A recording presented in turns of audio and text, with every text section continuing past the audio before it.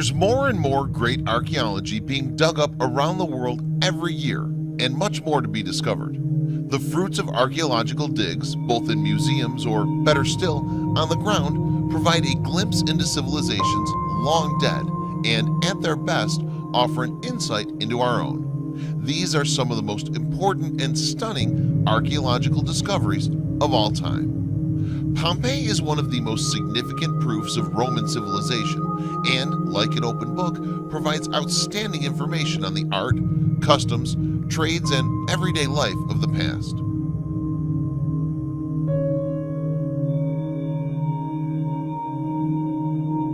The city has re-emerged from the darkness of centuries precisely as it would have been when it was unexpectedly buried in the thick layer of ash and lava which poured down from the devastating eruption of Vesuvius. It was the year 79 AD. The scale of the tragedy was appalling. In what had been one of the most active and splendid Roman centers, life came to a permanent standstill. The thick layer of volcanic material which submerged it made up a large extent of ash and lapilli, non-hard material, unlike that which covered Herculaneum and which solidified into extremely hard stone, has meant that the city has remained intact until the present day.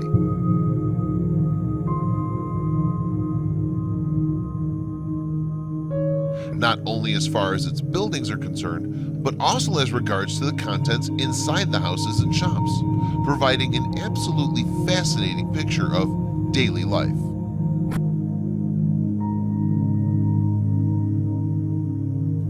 The walls of the houses are covered with electoral propaganda messages or risque jokes aimed at citizens. The signs on the shop's doorways indicate the activity carried out there or the name of the owner. Alongside the elegant villas belonging to the nobility and the luxurious residences of the middle class stand modest houses where several families lived. The peasant dwellings, on the other hand, are situated around vegetable gardens or small plots of land.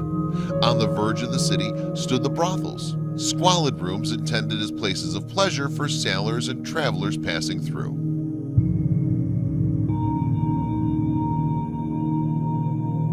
In the narrow lanes, the workshops and utility rooms provide further evidence of the daily routine performed by workmen and slaves, as well as the women of the house. The houses still contain furniture, ornaments, gold and silverware, work tools, kitchenware, bronze and terracotta lamps, foodstuffs of all kinds, counters for serving drinks, grain mills and grindstones, workshops for manufacturing cloth, smithies, and outlets selling groceries, fruit, and vegetables.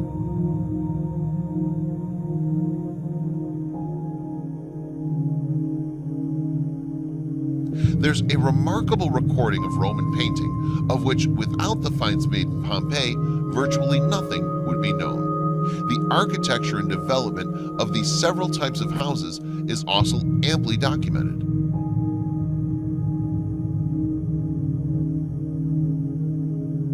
Thus, the excavated city provides outstanding historical evidence of Roman civilization. These reminders of the past, which are so vivid and tangible in the remains brought to light, contribute to the fascination of the present.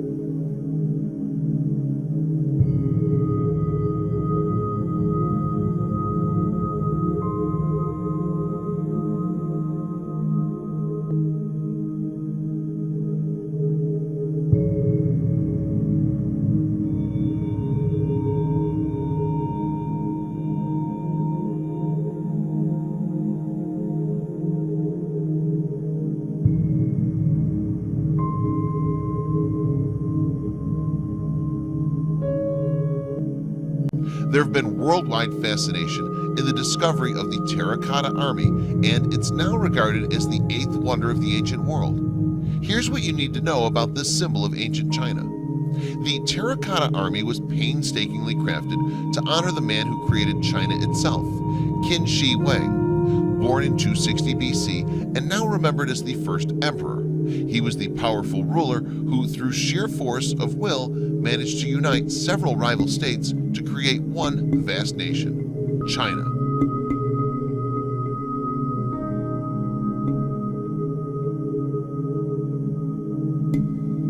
As well as being responsible for the Terracotta Army, Qin Shi Huang was behind some of the original stretches of the Great Wall of China. Qin Shi Huang is also linked to a strange legend. Apparently obsessed with living forever, he sent his court magician, Zhu Fu, on a quest to find the elixir of immortality.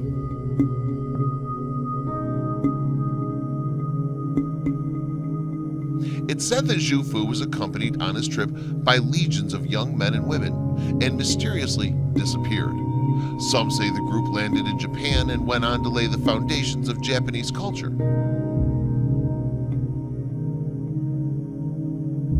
Unlike the pyramids and the ruins of Rome, the Terracotta Army is a latecomer to our edition. In fact, we didn't even know it existed until 1974, when the army was accidentally discovered by a Chinese farm worker named Yang Jiva. On that fateful day, he was out digging a well when his hoe clanked against a chunk of terracotta.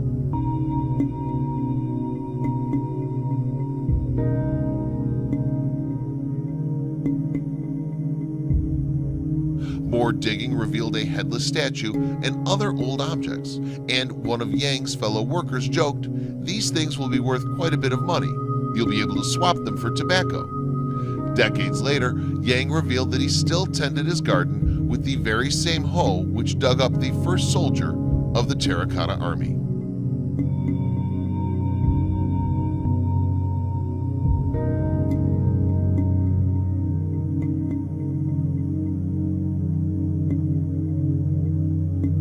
There are estimated to be around 8,000 warriors in the Terracotta Army, and the incredible thing is each one is as unique as a fingerprint. That said, they were built using a surprisingly modern-seeming mass production process,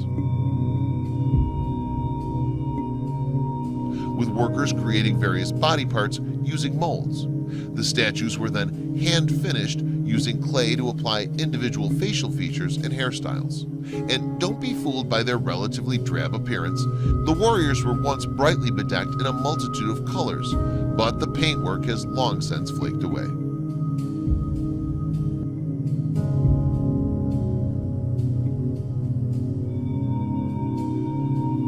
It's not just the warriors of the Terracotta Army which are so impressively detailed and convincing. Their weapons are too. Over the years, tens of thousands of bronze weapons have been found, ranging from spears to swords to battle axes.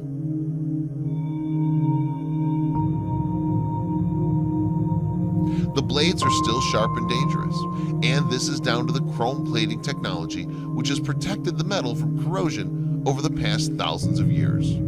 It's a perfect example of the ingenuity of ancient Chinese science, coming so long before chrome plating became commonplace in the 20th century.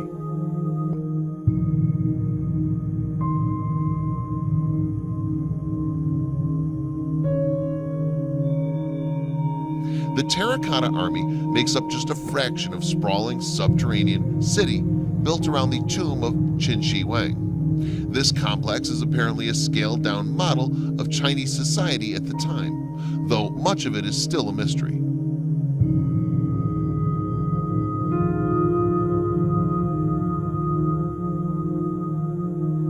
The tomb itself has never been opened, although according to the account of an ancient historian, it's a miraculous creation which features rivers of mercury flowing in an elaborate mechanism.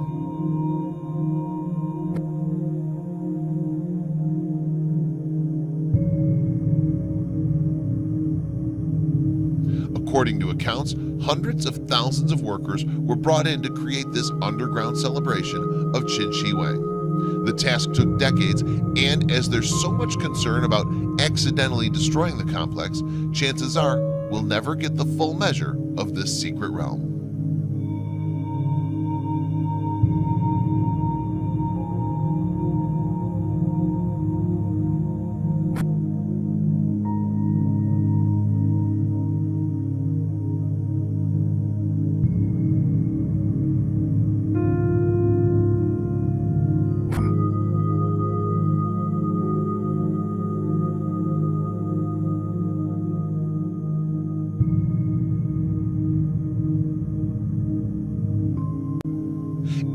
autumn of 1979, Spanish nobleman and amateur archaeologist Marcelino Sanz de Soutoloa and his young daughter Maria set out to explore a cave in the hillside of Altamira, not far from the family estate in northern Spain. As a gentleman scholar, de Soutoloa took a serious interest in finding out more about the prehistoric past. Like other archaeologists of the day, he assumed the ancient people who once sheltered in this area were little more than savages, hardly better than apes and certainly incapable of any kind of achievement. One day, while de Soutoloa was digging in the earthen floor of the cave, hoping to discover some prehistoric bones or tools, young Maria wandered off to explore on her own. It was not long before she cried out, "Papa, look, oxen!" She didn't realize it at the time, but Maria had just become the first modern human to set eyes on the first gallery of prehistoric paintings ever to be discovered. "I was overcome with amazement," de Soutoloa wrote. "What I saw made me so excited I could hardly speak." When de Soutoloa came over to see what she was looking at, he saw a ceiling dominated with dozens of paintings. But they were not of oxens, they were of aurochs, a species of ox that had long been extinct. The cave of Altamira and 17 other decorated caves were inscribed into the UNESCO World Heritage Sites in 1985. The inscribed property is referred to as the Cave of Altamira and the Paleolithic cave art of northern Spain. The caves are a representation of the Paleolithic art that developed in Europe, particularly in the Iberian Peninsula and Urals from 35,000 to 11,000 BC. The caves possess deep galleries that are isolated from climatic influences, a fact that's helped the art remains well preserved over thousands of years. The art in the caves remains one of the earliest human artistic accomplishments. It's testimony to human ingenious, cultural traditions, and the evolution of humanity during the initial stages. At around 30,000 BP, pockets of the first Homo sapiens arrived in the northern parts of Spain and cohabitated for some time with the Neanderthals. There's excavated evidence of use of materials such as bone projectiles and stone blade tools that could only have been used by early Homo sapiens. The last Ice Age influence was felt at around 18,000 BP. It's during this time that cave art developed on the eastern part of the Cantabria, producing individual styles at Altamira, La Peña del Condamo, El Castillo, Las Pasiega, El Pendo, La Garma, Chefun, and El Pendo. Rock art reached its apogee during an era known as Magdalenian. The age corresponds with the end of the Ice Age from 17,000 to 13,000 BP. During this time, major works of arts were done in the caves, with the best examples lying in the Altamira and El Castillo, where engraving and painting were combined to bring out the effects portraying realistic details of real-life animals. During the Holocene period, 13,000 to 10,000 BP, the weather became warmer, and this led to profound changes in the human lifestyles. Unfortunately, this also saw the decline of the cave art. The art of Las Monedas is a good example of the late cave art. No evidence exists to show that cave art existed later than 11,000 BP.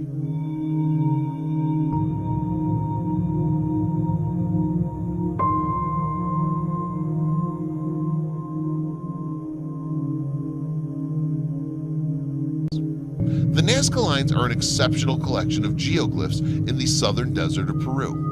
There are about 300 figures among them, including geometric shapes, animal-like figures, straight continuous lines, humans, and plants. The exceptionality of these geoglyphs rests in the fact that they can only be seen from the air. The creation of the Nazca Lines is attributed to the pre-Inca Nazca culture that flourished in the area between 200 and 600 AD. In 1994, the lines were designated and protected as a World Heritage Site by UNESCO.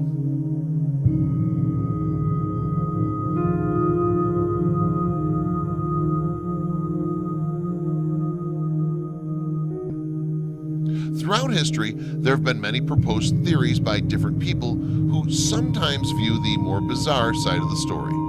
Let's take a quick look at 3 theories proposed by different people with different viewpoints of the Nazca Lines. Paul Cassatt was an American professor in history and government. He was believed to have been the first serious researcher of the Nazca Lines. His work began in 1939 when he found an interest in irrigation systems of ancient cultures.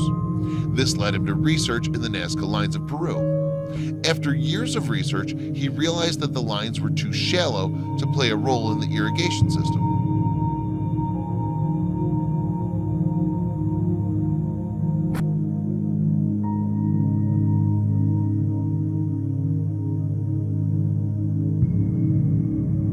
Eventually, Cossack gave up and took one last flight around the Nazca lines.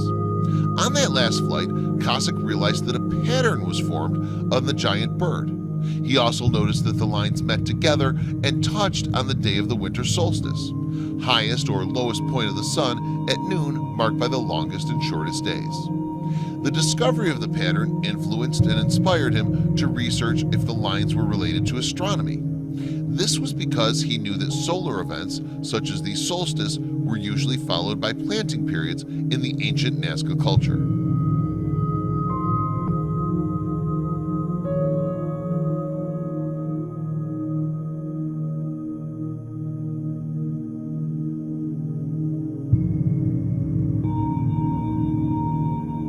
Marie Riesch was a German mathematician and archaeologist.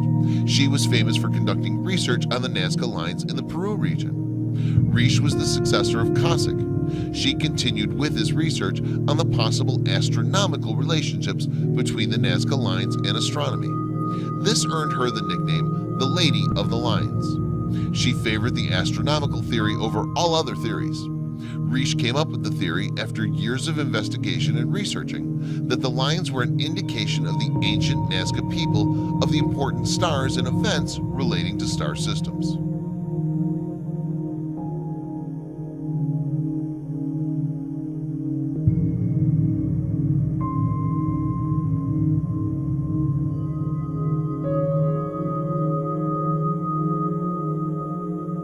Such events include sun solstices, the positioning of the stars, and many more. Riesch also stated that some of the biomorphs, such as the spider and the monkey, could have represented the different constellations of the stars, for example, Orion, Antares, etc., and how the Nazca people viewed it. She noted the positioning of some of these figures and the distance between some of them. Riesch quotes from her research, "There are some very isolated drawings during the desert. Others are on high mountaintops or behind mountain ridges where the people who drew them had to travel for hours to get there."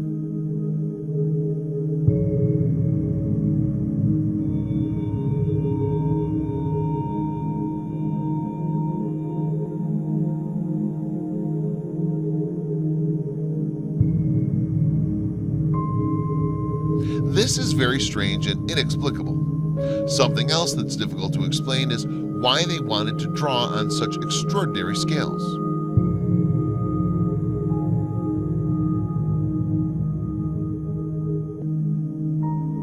Therefore, Riesch thought the lines had something to do with astronomy. Some geometric shapes, such as the trapezoid, are directed towards the horizon.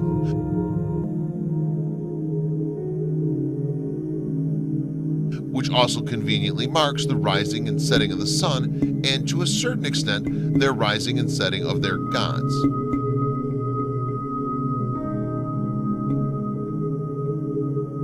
A further study of the lines in 1968 showed that some of the lines were geographically pointed to the sun, and that it could have been used by the ancient Nazca people as a calendar, and also to see when the sun will rise and set.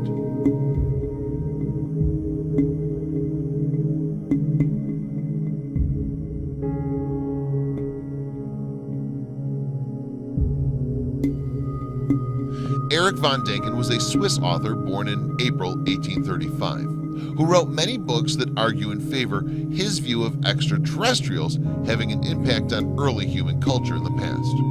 His most famous book, Chariots of the Gods, explains his various opinions on the fact that many ancient civilizations were influenced by extraterrestrials and how they worshiped them and treated them like gods. Many scientists, historians, and archaeologists have disagreed with his statements and claim that his book was based on defective information.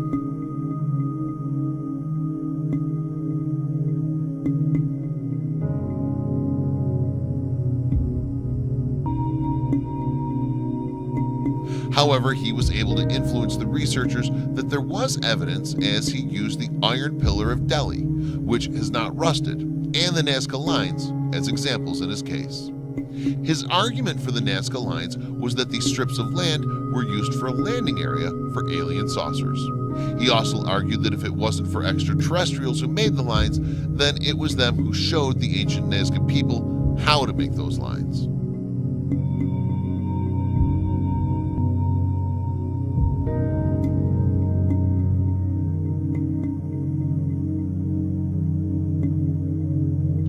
Bearing in mind that the Nazca people lived from around 100 BC to 800 AD and had no technology back then. This was also countered by historians and archaeologists, as they proved that a paler layer of ground could have been made by simply scraping off the top layer of the ground.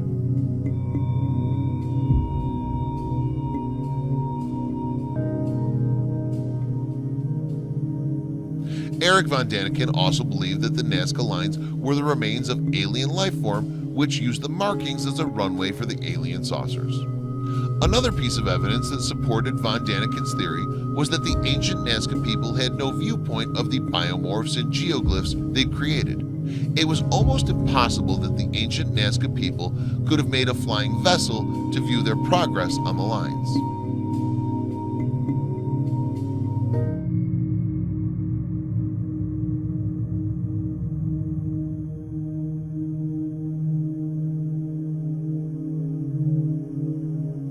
Many archaeologists and historians ask themselves how, if there were any, the extraterrestrials were able to land on the rocky and sandy desert.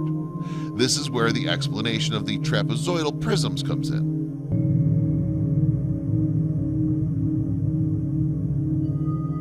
They were supposedly made either by the ancient Nazca people or the extraterrestrials themselves as a landing strip for the alien saucers.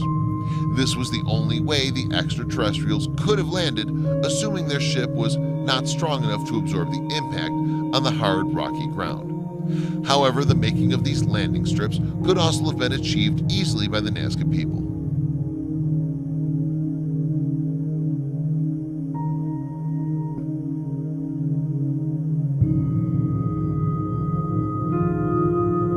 The method was described earlier on by cleaning away rocks and soil from either side of the desired landing strip. As evident in von Daniken's book and theory, the Nazca people would have worshipped extraterrestrials like gods, as they would have no knowledge of the gods. All they knew was they came from high above the sky, and this was enough to convince them to make those trapezoids.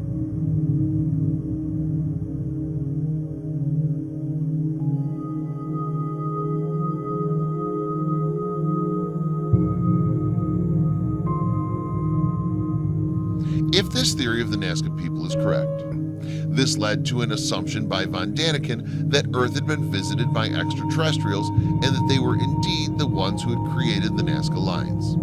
He states in his novel, Chariots of the Gods, that the lines were laid out to say to the gods, "Land here, everything has been prepared as you ordered."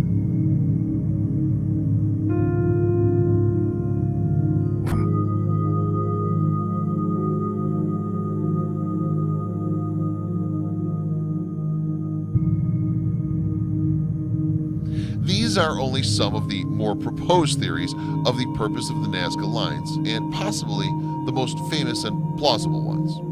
Other theories generally continue from Cossack, Risch, or von Daniken's theories. As further technology improves, the more we can decipher and eventually solve the mystery of the Nazca Lines.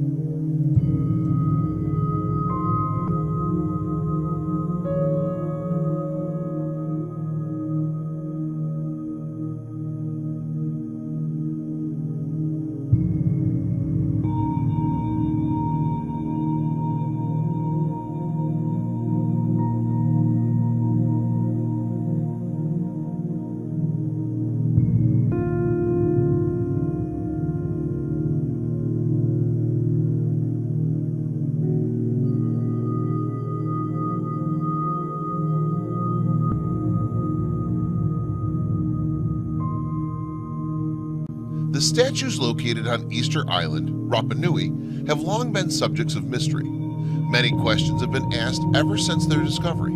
What was their purpose? Why were they placed on the coast facing inland? How did the inhabitants move such massive stone statues?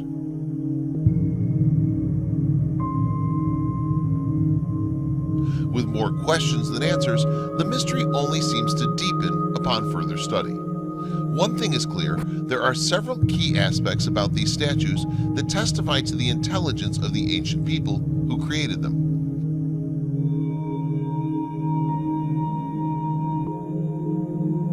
The Easter Island statues, known as moai, have long been the subject of mystery and debate. They present a technological achievement that's been the cause of wonder among modern historians.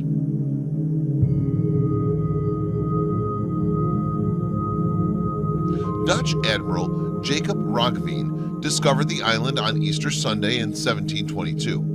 The explorers were surprised to find the statues on the island, as its inhabitants were primitive and had no wood for machinery or strong rope.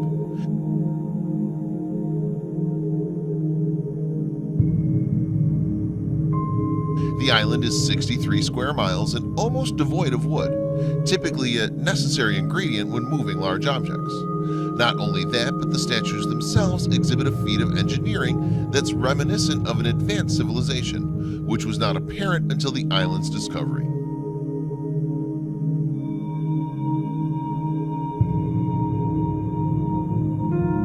As of June 21, 2012, 887 statues have been officially documented.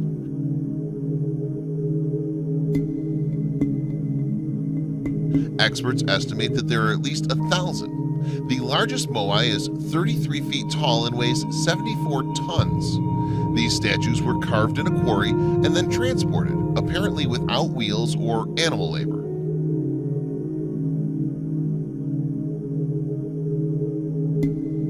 Both the number and size of these moai clearly show that incredible engineers masterfully crafted them and cause wonder as to how they were moved.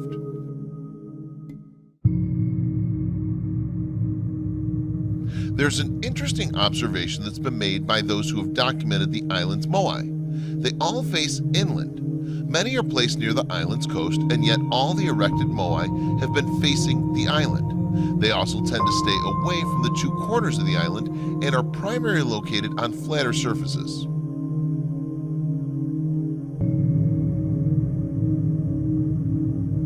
Many moai have been discovered in transit from or unfinished within the quarry of Ranu Raraku. There are several theories explaining why the creation of the moai was stopped. The overexploitation theory suggests that rival chieftains built the moai in competition with one another. The creation and transportation of the moai required a great deal of wood and food to feed the workers, and once the resources of the island were depleted, civil war broke out. Thus, the statues were no longer produced and were even toppled over at times by the natives.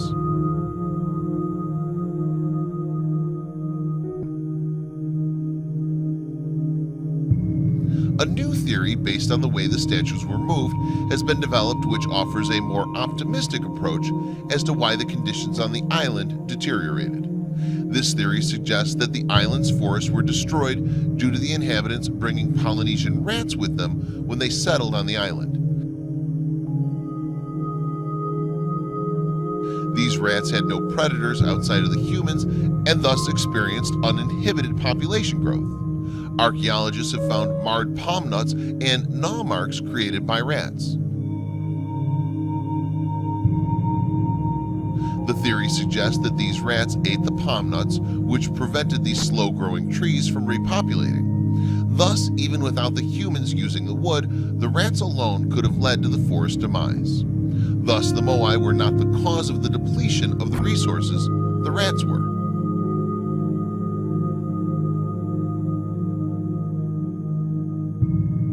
All these facts lead to one of the major mysteries that archaeologists have often pondered ever since the island's discovery in 1722. How were the statues of this size moved?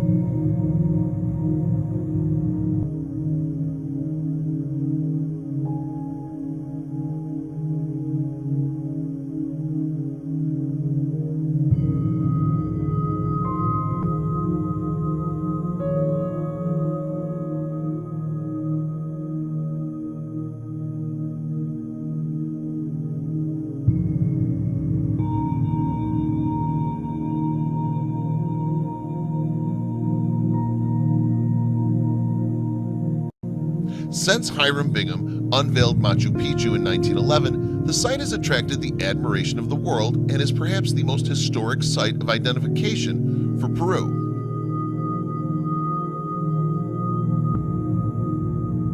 The lost city of Machu Picchu is a mysterious wonder.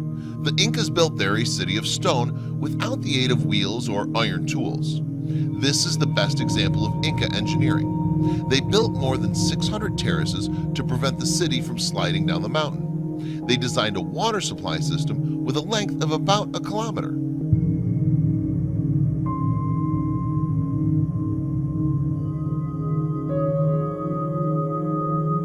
For the Incas, the architecture was especially important. The temples, which were built around the city, are oriented to catch the rays of the rising sun.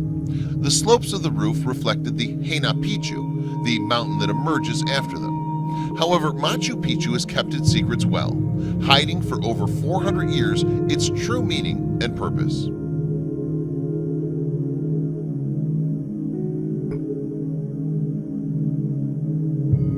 Apparently, Machu Picchu was divided into three main areas: the residential area, with the home of the wise men or amautas, trapezoidal rooms occupied by nustas or princesses, and the popular and sacred neighborhood.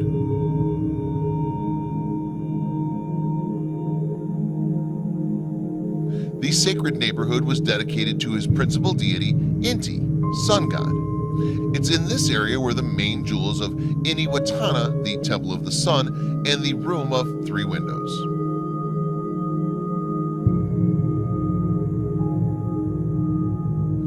Abandoned in the 16th century and invaded by the Andean forest, became a lost place and was forgotten even by the people who built it. Intact for centuries, Machu Picchu is a window to the past, through which we can know who built it: the Incas, an ancient civilization that created the most powerful empire in South America.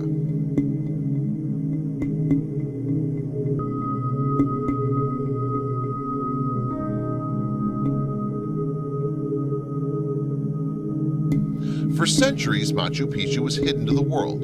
The Spanish conquistadors never found it, and the Incas who knew the location of Machu Picchu were eventually forgetting it. When Hiram Bingham arrived at the territory occupied by the Archaeological Park of Machu Picchu, it was inhabited at least since the 15th century, when the Inca Huayna Capac were still young.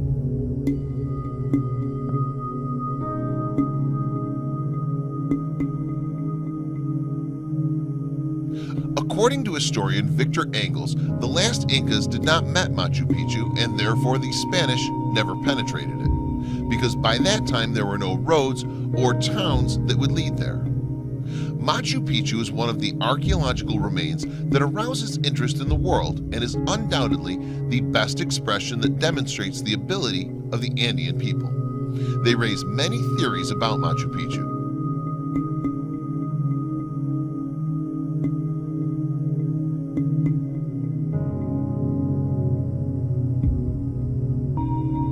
One of the theories suggests that the city was unknown to the Incas.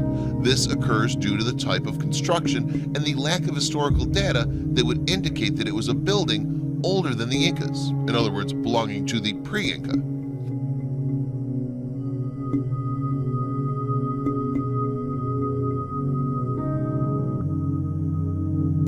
The second theory is that it was a vestal center for the refuge of the nustas or virgins of the sun, so we can consider that it was a sacred city. This theory is because at the Spanish arrived, the Inca rulers, in order to avoid more thefts, these women were chosen to escape to a secret location in the Andes. This place turns out to be the city of Machu Picchu. This theory is also explained by the discovery of 107 human remains, of which 68.9% were human remains.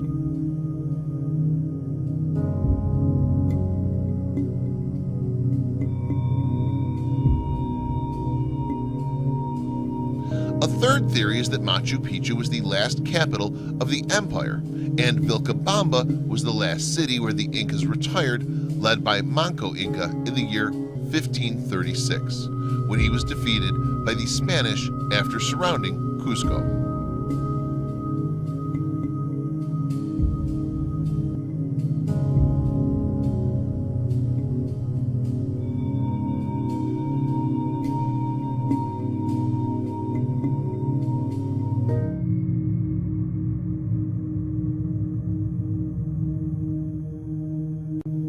When asked about the world's ancient wonders, most people would automatically think of the Great Pyramids and the Sphinx of Egypt. And it comes as no surprise because both monuments more than live up to their legendary status.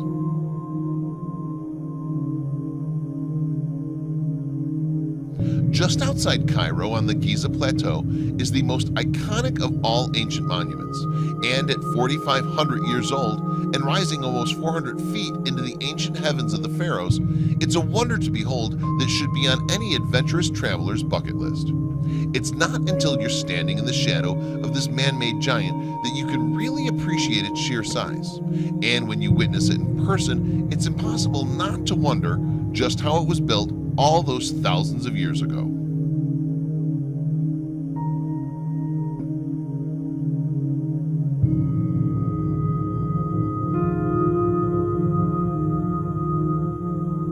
Khufu's pyramid is the largest and oldest of Giza's three pyramids, built on the sands of the Sahara Desert beside what is now modern Cairo. It's believed that the only remaining member of the seven wonders of the ancient world was constructed over a 20-year period, concluding around 2560 BC.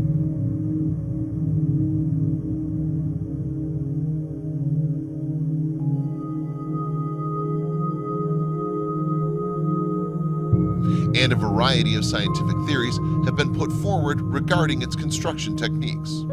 Some of the more obscure methods even include alien technologies. However, most accepted construction theories are based on the much earthlier idea that it was built by quarrying stone, cutting the blocks and then dragging and winching them into place.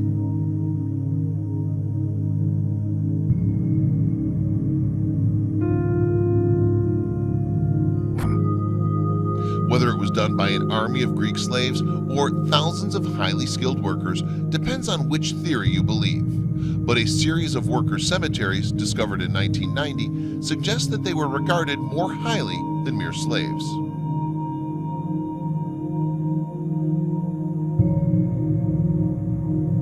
With an estimated mass of almost 6 million tons and with more than 2.3 million limestone blocks used, it's surely one of the greatest human achievements of all time.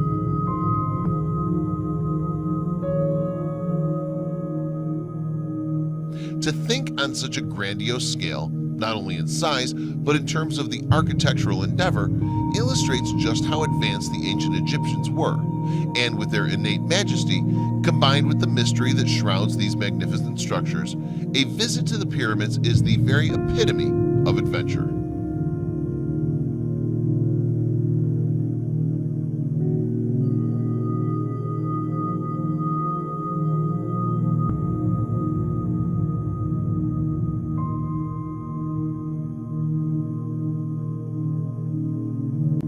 Turkey covers an enormous amount of land, 783,562 square kilometers to be exact.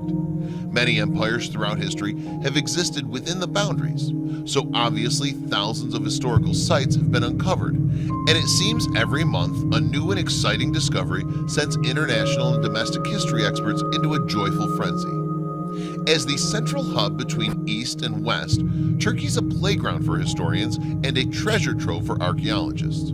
It can make or break careers depending on discoveries made and theories proved. The ancient site of Göbekli Tepe Temple in Şanlıurfa, Turkey was a pivotal moment in the career of Klaus Schmidt, a German archaeologist who was desperate to lead his own team in uncovering ancient sites in Turkey. In 1994, Klaus Schmidt reviewed documents written in 1963 about a small hill near Şanlıurfa that was possibly hiding artifacts dating from the Neolithic period, also known as the last days of the Stone Age. Other archaeologists considered the site to lack importance. They assumed the only artifacts to be found were farming tools, of which thousands had already been unearthed and are sitting in museums all over the world. Klaus ignored the advice of his colleagues, and in 1995, his team started digging. Instead of farming tools, he uncovered large, T-shaped pillars in circular shapes that suggested a form of religious practice. On the pillars, he saw deep engravings of animals that were traditionally hunted for food, and on one pillar was a depiction of a headless man with a large erect penis. The discovery of animal bones also suggested group sacrifices. The discovery of this man-made construction, built during the Neolithic period, not only threw the history world into chaos, but religion as well. All previously published documents stated Neolithic man was nothing but a fierce hunter before downing his killing tools to become farmers. Göbekli Tepe is the creme de la creme of historical discoveries. Some labeled it the Turkish Stonehenge, although it's 6,000 years older than its UK counterpart and 7,000 years older than the pyramids. National Geographic called it the birth of religion. The New Scientist publication suggested it was built to worship Sirius, the dog star in the sky. Other experts insisted Neolithic tools were not strong enough to make the carvings on the pillars, therefore alien technology was used. Some religious experts claimed it could be the Garden of Eden. Other enthusiasts suggested there was a lost civilization that we knew nothing about. Further excavations did not reveal any signs of habitation by man at the site, no source of water, crop growth, or living structures. This boasted the suggestion that Göbekli Tepe was the world's first religious temple, and the estimated date of construction between the 10th and 9th century BC ensured it trumped and outshone the historical mysteries of the pyramids and Sphinx of Egypt.